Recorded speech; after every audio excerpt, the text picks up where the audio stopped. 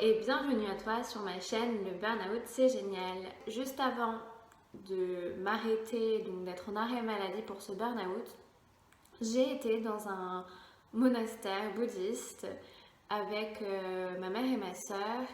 Et là-bas, en fait, on a fait un week-end d'initiation à la méditation. Il faut savoir que ma mère, elle est initiée depuis plusieurs années, mais elle voulait nous faire ce cadeau et nous faire découvrir la méditation. Et donc là, c'était un week-end méditation bouddhiste. Il existe aussi des week-ends d'initiation à la méditation laïque, mais là, c'était une initiation bouddhiste. Et en fait, j'aime beaucoup m'inspirer du bouddhisme, et c'est d'ailleurs une des raisons pour lesquelles je suis devenue végétarienne. Enfin bon, en tout cas, pour en revenir aux valeurs bouddhistes, ce week-end personnellement m'a beaucoup apporté au niveau de cette notion de bonheur notamment.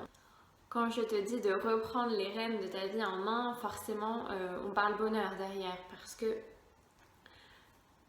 que quand tu es dans ta responsabilité, tu décides de là où tu vas, tu décides de tes choix, tu acceptes les conséquences de tes choix passés, etc. Mais tu te rends compte aussi, donc en effet, que tu as toujours le choix, justement, de changer de choix et de faire d'autres choix et d'avoir des choix.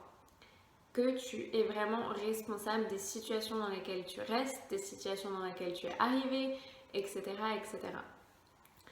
Et du coup, pendant ce week-end de méditation bouddhiste, s'il y a bien une chose que j'ai compris, c'est que le bonheur, il était vraiment dans nos mains, entre nos mains, et c'est nous qui en sommes responsables. Chacun est responsable de son propre bonheur.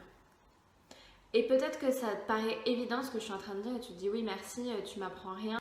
Mais en réalité, dans notre société actuelle, on a beaucoup tendance à lier notre bonheur à des choses extérieures, voire à l'atteinte d'objectifs. Mais commençons d'abord par des choses extérieures. Ce que nous apprend le bouddhisme, si tu veux t'inspirer du bouddhisme dans ton mode de vie, je ne suis pas bouddhiste, je ne suis pas moine, moniale, donc c'est vraiment une source d'inspiration pour moi. Si tu veux t'inspirer du bouddhisme dans ton quotidien, déjà réalise que le bonheur ne vient pas des choses extérieures. À aucun moment, le bonheur est dans l'extérieur. Pour ça, j'ai un exemple qui personnellement m'a plutôt frappée.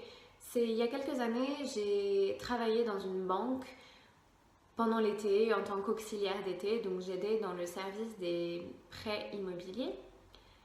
Et dans ce service, j'ai rencontré une collègue qui, un midi, au réfectoire, nous parle de sa meilleure amie. Sa meilleure amie qui a marié un homme, a priori, selon ses dires en tout cas, beau, intelligent, riche, qui vivait à Dubaï, un homme avec qui elle avait eu un enfant, un merveilleux enfant, en pleine santé, elle-même en pleine santé, enfin, au détail près qu'elle était en dépression. Donc, est-ce que cet exemple te parle? Moi personnellement, je me dis, bah waouh quoi, enfin, ton état de bonheur, il est interne. Le bonheur, c'est un état interne. Regarde cette femme qui a soi-disant tout ce dont on pourrait rêver sur le papier, ou en tout cas, voilà, ce fameux idéal de la femme veut un homme beau, riche et intelligent. Elle avait tout.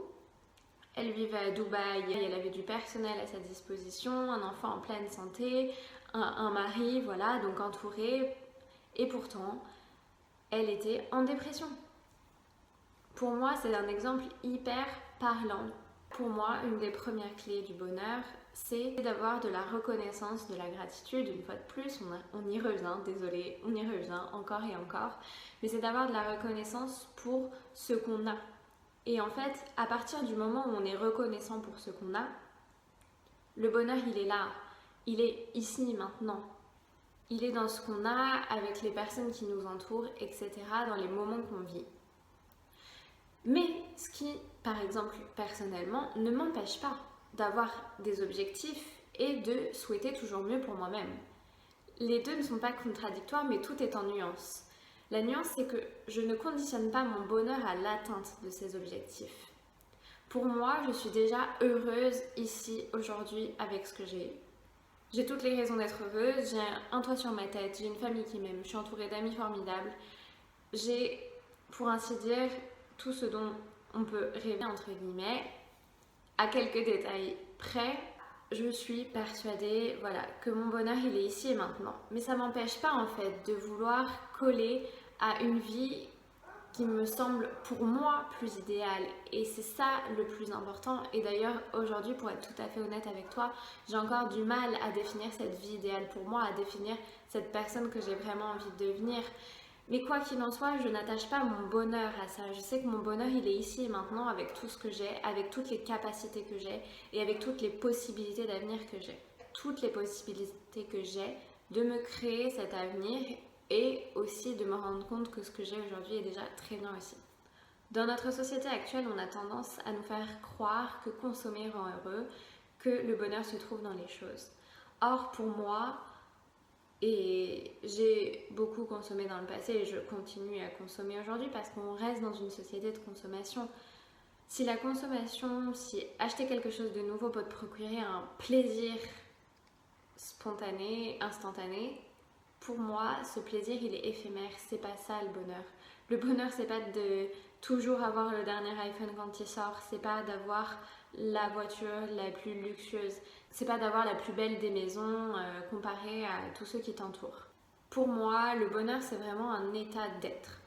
Et c'est ce que nous enseigne le bouddhisme. Et d'ailleurs, Jay Shetty, qui est un ancien moine et qui est aujourd'hui un conférencier, auteur et coach, le dit très bien quand il le résume en cette phrase, c'est que notre société de consommation nous amène à acheter des choses dont on n'a pas besoin avec de l'argent qu'on n'a pas pour impressionner des gens qu'on n'apprécie même pas. Et cette phrase, je la trouve assez vraie et assez triste.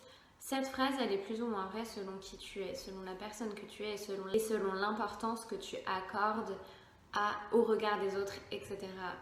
On y accorde, je pense, tous plus ou moins une importance. Mais vraiment, quand on en arrive au point de vraiment acheter tout et n'importe quoi pour impressionner les autres, sans vraiment se poser la question de si nous on le veut vraiment ou pas, je pense que c'est là où on se fourre le doigt dans l'œil, où vraiment on court après un bonheur qui pour moi n'en est pas un. Comme je te le disais, pour moi la consommation c'est du plaisir instantané. Et pour moi c'est ça qui est le plus dur en fait dans trouver son bonheur, c'est de vraiment comprendre qui je suis, qu'est-ce que je peux faire pour arriver à ce bonheur, pour satisfaire ce bonheur. Qu'est-ce que j'ai aujourd'hui dont je peux être reconnaissante. Et vraiment d'arriver à cet état de se dire waouh, en fait j'ai de la chance d'avoir la vie que j'ai. Et d'ailleurs personnellement ce qui est assez drôle c'est que en effet c'est juste ma manière de penser qui a basculé. Parce qu'en fait, dis-toi que quand j'ai découvert la gratitude, donc la reconnaissance, c'était pendant mon arrêt maladie ou au début de mon chômage. Et j'ai commencé à être totalement flippée en me disant oh, mais comment je vais faire pour être reconnaissante et pour voilà, pouvoir travailler sur cette joie et travailler aussi sur ces énergies, etc., la loi de l'attraction, etc., qui feront que je vais pouvoir attirer à moi tout ce dont j'ai envie. Et je me suis mise à paniquer parce que je me suis dit oh là là, mais ça craint, je suis au chômage, je suis célibataire, j'ai pas de thunes, j'ai pas ceci, j'ai pas cela, bla bla bla bla bla, je suis en dépression, bla bla bla. Enfin, dépression, burn-out, bla bla bla. Et en fait, un jour, je sais pas, j'ai eu le déclic et je me suis dit mais en fait, Roxane, le bonheur il est là, sous tes yeux. T'as un toit au-dessus de ta tête, t'as un bel appartement, tu vis en colocation avec une de tes meilleures amies. Et en fait, t'as l'avenir devant toi, t'as tout pour faire les bonnes décisions, t'as la chance d'avoir une entreprise avec laquelle tu peux obtenir une rupture conventionnelle pour pouvoir être au chômage, pour pouvoir revoir ton projet de vie. Enfin, en fait, tout simplement, au lieu de voir tout ce qui n'allait pas dans ma vie, là, je me suis rendu compte que en fait, il y a aussi plein d'autres choses pour lesquelles je pouvais être très reconnaissante et très heureuse. Et en fait, depuis, franchement, je n'ai jamais été aussi heureuse. C'est un état d'être interne. Ça ne veut pas dire qu'il n'y a pas des jours où je vais me réveiller, où je vais me sentir triste, où je vais me sentir perdue, où je vais me demander si j'ai fait les bons choix. Ça ne veut pas dire ça du tout. Mais quand ça m'arrive, je me dis arrête d'écouter trop tes voix autocritiques dans ta tête qui remettent tout en doute, tout en question. Et simplement, sois reconnaissante de tout ce que tu as, de tout ce que tu as déjà. Et quoi qu'il en soit, tu sais très bien que tu trouveras un moyen de rectifier les choses si besoin. Et tout va bien se passer. Aie confiance en la vie, aie confiance en ce que tu fais, en toi, etc. Et donc ça a été un déclic. J'ai simplement changé ma façon de penser. Ma situation reste la même, mais ma façon de penser rend les choses 1000 fois plus belles. Donc voilà, je voulais te transmettre ce message que pour moi, le bonheur ne se trouve vraiment pas dans les choses extérieures et qu'il est dangereux pour ton bonheur de rattacher ton bonheur à l'atteinte de tes objectifs, tout en gardant en tête que tu peux quand même toujours souhaiter mieux pour toi, avoir des objectifs et aller vers ces objectifs. Mais seulement ne pas te dire je serai heureuse quand je serai fiancée, je serai heureuse quand j'aurai un enfant, je serai heureuse quand j'aurai cette carrière que je veux, quand j'aurai cette promotion, je serai heureuse quand j'aurai fait ce voyage, quand j'aurai ceci, j'aurai cela, etc., etc. Et en plus, au final, une fois qu'on obtient cette chose, eh bien, quand on a cette mentalité, on va toujours chercher plus et chercher plus loin et toujours plus haut et toujours plus. Ce qui, en soi, pour moi, n'est pas du tout une mauvaise chose. Vouloir plus pour soi, vouloir évoluer dans la vie, pour moi c'est un moteur mais génial, c'est là, moi c'est ma force de vie, en tout cas j'ai tout le temps cette volonté de vouloir évoluer. Mais je ne rattache pas mon bonheur à l'atteinte de ces objectifs. Dernière chose importante, ma sœur m'a envoyé récemment aussi une vidéo d'Oria, qui est une youtubeuse. Et dans cette vidéo, elle parlait de ses précédentes relations. Elle parlait d'ailleurs du fait qu'actuellement elle ne souhaitait plus être en couple. Et j'ai trouvé que dans cette vidéo, elle faisait part d'une révélation qu'elle a eue très importante à mes yeux. Et qui rejoint le sujet du jour, bien évidemment. Elle disait que quand elle était en couple, elle mettait tout son bonheur dans les mains de l'autre. Et ça, c'est une erreur que personnellement, pareil, j'ai fait dans toutes mes relations. J'ai attendu de l'autre qu'il vienne combler mon manque de confiance en moi, qu'il vienne réparer mes blessures et oui, voilà, qu'il vienne m'aimer à ma place quelque part. Et que ce soit cette personne qui me rende heureuse.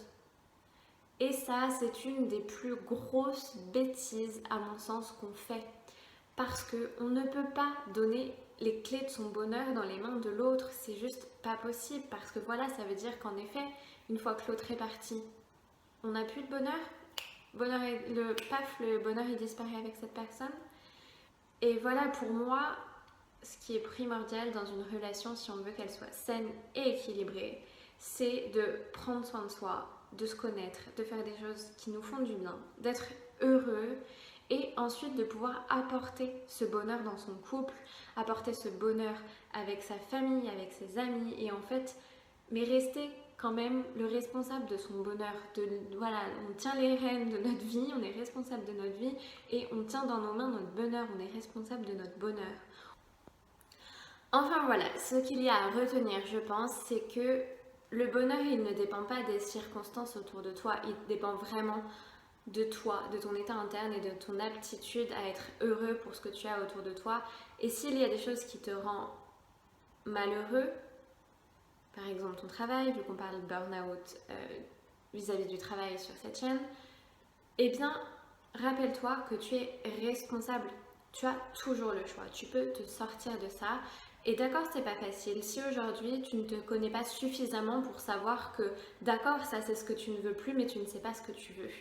Je t'encourage vivement à utiliser un des outils comme l'ikigai, le bilan de compétences, faire appel à un coaching qui à mon sens est le plus efficace parce que moi c'est vraiment ce qui a changé les choses pour moi personnellement.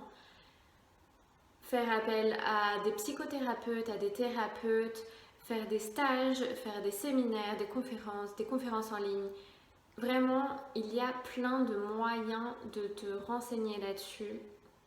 Et surtout, en fait, quelque part, la réponse, elle est déjà au fond de toi. Tu sais déjà, c'est juste qu'une fois de plus, c'est plus facile de se dire « Ah non, non, non, ça peut pas être ça, c'est trop farfelu, c'est trop loin de la réalité, c'est impossible, moi je peux pas le faire. Rappelle-toi, il y a des gens qui font ce que tu as envie de faire, ou alors peut-être pas encore. Eh bien sache que depuis que je m'intéresse au développement personnel, mais aussi à l'entrepreneuriat, etc., je vois des gens qui créent leur métier. Je vois des gens qui créent de nouvelles choses. Et ça, c'est magnifique. Et donc, crois-moi, le tout, c'est de vraiment croire en toi, croire en ta passion, croire en tes rêves et croire en ta zone de génie parce que tu es le seul, tu es la seule personne à être comme tu es, avec la combinaison de tes qualités, tes compétences, tes valeurs, etc. etc. Et donc, grâce à tout ça, tu peux créer vraiment ta vie sur mesure et te débarrasser de cette croyance que pour gagner sa vie, pour travailler, il faut faire les choses, faut travailler dur, il faut faire les choses à la dure, et il faut se sacrifier. Non, en fait, tu peux aussi très bien faire quelque chose que tu aimes et être payé pour faire quelque chose que tu aimes et qui est simple pour toi. Et te débarrasser de cette croyance qu'on a tous qu'il faut souffrir pour gagner de l'argent. Ce n'est pas vrai. Il y a plein de gens qui ne souffrent pas pour gagner de l'argent. Et il y en a aussi malheureusement beaucoup d'autres qui souffrent. Et donc je te souhaite de basculer dans le clan de ceux qui font ce qu'ils aiment, qui sont payés pour faire ce qu'ils aiment, ce qui est simple pour eux. Et vraiment, je te le souhaite, mais à 10 000%. Voilà, je vais m'arrêter là. N'oublie pas que si tu es en burn-out, tu mérites mieux que ça, tu es responsable, sors-toi de cette situation. Je sais que c'est pas facile, je sais que tu vois peut-être pas le bout du tunnel, mais s'il te plaît, tu mérites vraiment mieux que ça, tu mérites le meilleur. Je pense qu'on est tous ici pour vivre une vie où on peut s'épanouir, être heureux et faire en fait ce qui nous fait vibrer. C'est vraiment ma vision des choses. J'ai arrêté de croire que la vie était dure et j'ai commencé à croire que la vie était belle. Alors, s'il te plaît, crois-y aussi et prends soin de toi. À bientôt. Ciao. J'aime beaucoup m'inspirer du bouddhisme et c'est d'ailleurs une des raisons pour lesquelles je suis devenue végétarienne. C'est parce que je considère que chaque vie a une valeur et qu'une vie humaine n'a pas une valeur supérieure à la vie d'un animal. Et quand bien même, en plus, dans notre société d'aujourd'hui, on est en totale surconsommation de la viande, à mon sens, et donc c'est même plus une question de survie.